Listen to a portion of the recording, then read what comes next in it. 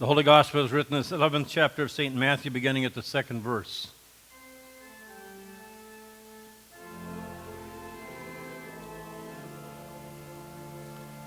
When John heard in prison what the Messiah was doing, he sent word by his disciples and said to him, "Are you the one who is to come, or are we to wait for another?"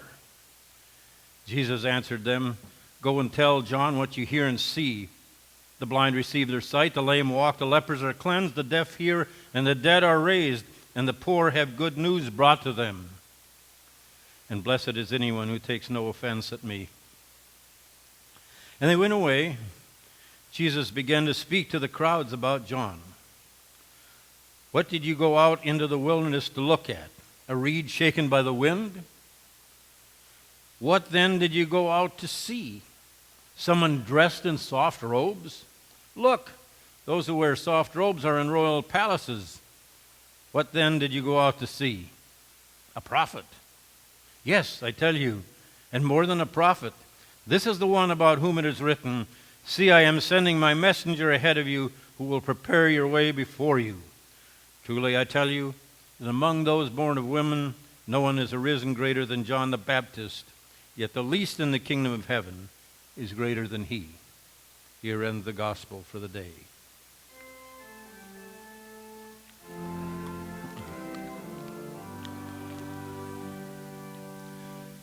Please be seated.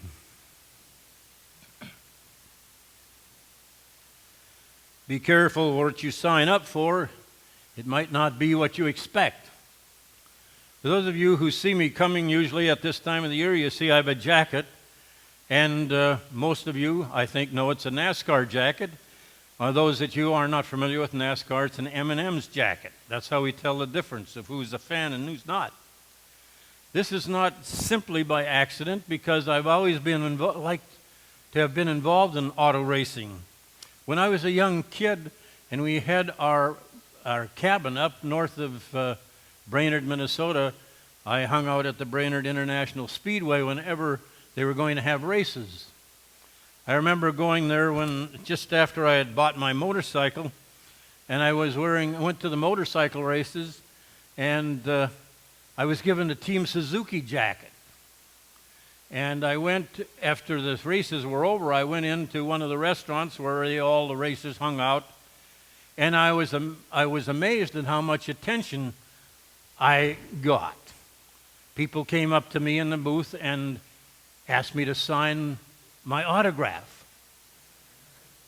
And I said, this is kind of cool. This is really neat.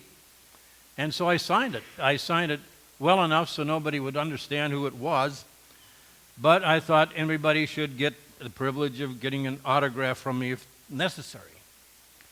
Well, some years later, I got the opportunity. Actually, I was given a gift to go to the Bob Bondurant School of Professional Racing, or Performance Driving. And I jumped at the chance because it was something that I wanted to do. And besides, if you finish the course, you might be qualified to drive in a lower level of racing, which I thought would be kind of neat. To get a lot of recognition that way. And so I went and was very, very involved in my lessons. We did a lot of ground school, and then we got out and we did the racing and driving in many different types of vehicles, but we started out with basic Mustangs.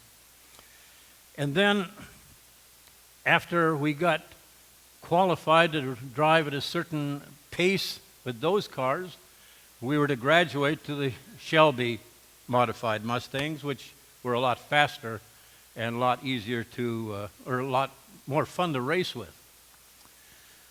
I remember going through the skid course, having the skid car, where you have a car where they can pull the brakes out from you, and so you have to manage to drive without brakes. And it's an exciting experience, kind of scary at first, but if you got proficient at that, then they thought you were ready to go out on the track with a little better automobile. Well, I was going in this first race, or actually the second race it was, done really well in the first race and thought that I was really getting to the point where I was qualified and maybe race sometime. Lucky for you, that didn't happen. But anyway, I was going around the bend. It was only about 120 miles an hour, but all of a sudden I heard this tremendous bang, and the car went into a spin. I don't know what I did, but I just missed the car just passing me on the left side, and I went into a spin and drove into the infield. The car was spinning like a top, and when it finally stopped, I looked around and I found out that I was all right, except that my mouth was full of dirt and pebbles, and I was shaking kind of like a leaf. One of the instructors came over and said, "Are you all right?" And I said, "Yeah, I'm fine. I'm just a little shook up, that's all." And he said, "Well, you handle that spin like a professional. I am really impressed. I think you have a bright future here." And he said, "What did you do?" And I said, "I have no idea what I did. I just grabbed the wheel and turned it to get out of the race." But he said, "That one car just about hit you," and we were a little concerned about that. "But if you can drive as aggressively and not be shaken by this experience, you're going to be okay." And I said, "I don't think I signed up for this. I was just looking for the glory. I was looking for some kind of recognition. That the discipline that it needed to get there was probably more than I was ready to bargain for." I think I've told you before, my Uncle Art was a very, very good singer. He sang in the choir of the college, and actually was invited to sing for the Metropolitan Opera auditions as they traveled around the country. He went to the one in Minneapolis. He sang for the talent scouts from Metropolitan Opera, and they sat down with him afterwards, and they said, "Art, you have a very excellent voice. Very untrained yet, but we can fix that." He said, "I think you can make the Metropolitan Opera. I think it's within reason to think you can do that. But let me explain, Art, in order to get there, you're going to probably miss a lot of meals because it's a tough way to go. Musicians don't get paid extremely well, and you're going to have to go through a lot of boring drills day after day after day for years and go through the ranks singing minor parts. And maybe in 10, 15 years, you'll be ready for the big time." My Uncle Art looked at him and he said, "I like my 3 meals a day." And so he gave up a career that most people who are interested in singing would dream of. He wasn't ready to sign up for all the things that could go wrong and never possibly reach his goal. Be careful for what you sign up for. It's particularly interesting, one of the texts for this morning, one of the gospel texts, is the Magnificat of Mary. And I want to remind you that God came to Mary in a very special way. Whether it was in a dream or angel, I don't recall. But the angel spoke to Mary and said, "You have found favor in the sight of God. You are one of God's chosen for a very, very particular thing. You are going to bear a child, and he's going to be called Emmanuel because he will save people from their sins." When God comes to you and says you're favored in his eyes and that you have a special place in your life, doesn't that make you think that things are going to go all right from that point on? I'm ready to sign up. Man, this is great. I'm going to be the mother of God. Well, I wonder if Mary really knew what she was signing up for. But here's the way she stated it. Let it be with me according to your word. You just tell me what to do. I'm your lady. She didn't know what she was signing up for. And she finds herself pregnant. And there are a lot of questions. There are gossip. There are a lot of negative looks at her. Her betrothed Joseph says, I think this is the end. But he is reminded that she has a special place in God's plan, and he relents and stays with her. But then comes the birth in some kind of distant place in a manger. There is the exit to Egypt shortly after he's born, because Herod gets the idea that somebody is going to compete for his throne, and he's going to kill every male child under 2 years of age. So Mary and Joseph take up for Egypt and stay there quite a while until that Herod perishes, and then she comes back. She has that incident where she loses him at 12 years, is gone for 3 days.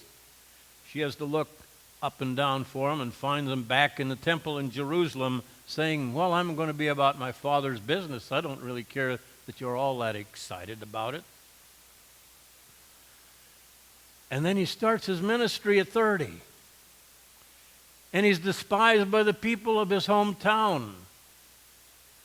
And his mother and brothers are saying, man, this guy is nuts. And they go to seek him at a first place he visits. And they said, tell Jesus that his mother and brothers are out there. And he responds by saying, these people are my brothers and sisters and mothers. What? He's rejecting his own parents? I don't think we signed up for this, Mary might have said.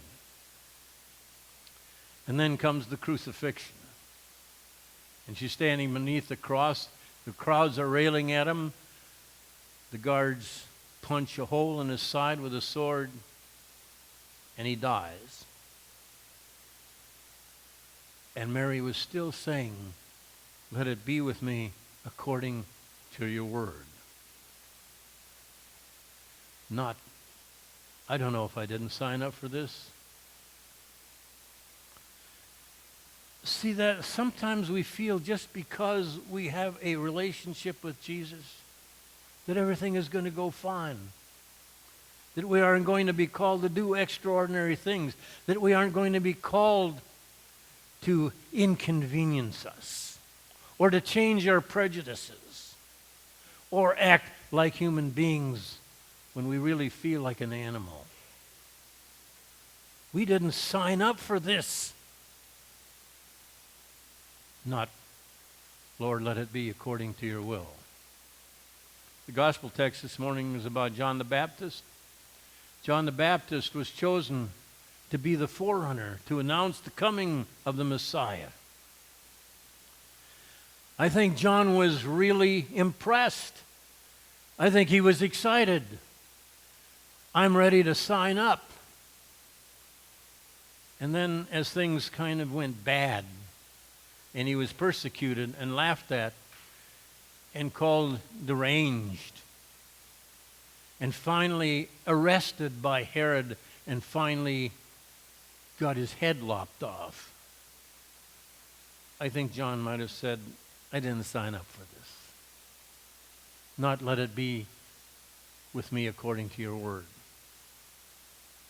And so we are called this morning to respond to a special place in the life of the church, in the life of God's kingdom, to be loving, caring people to all people, even those we don't like.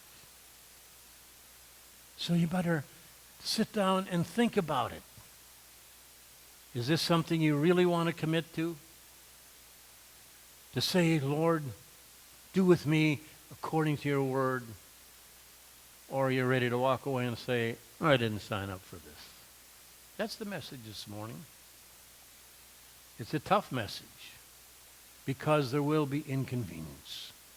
We're living in a world where the church is declining, the membership is declining, attendance is declining, benevolence is declining, and we're called upon to be a witness in God's kingdom and God's church.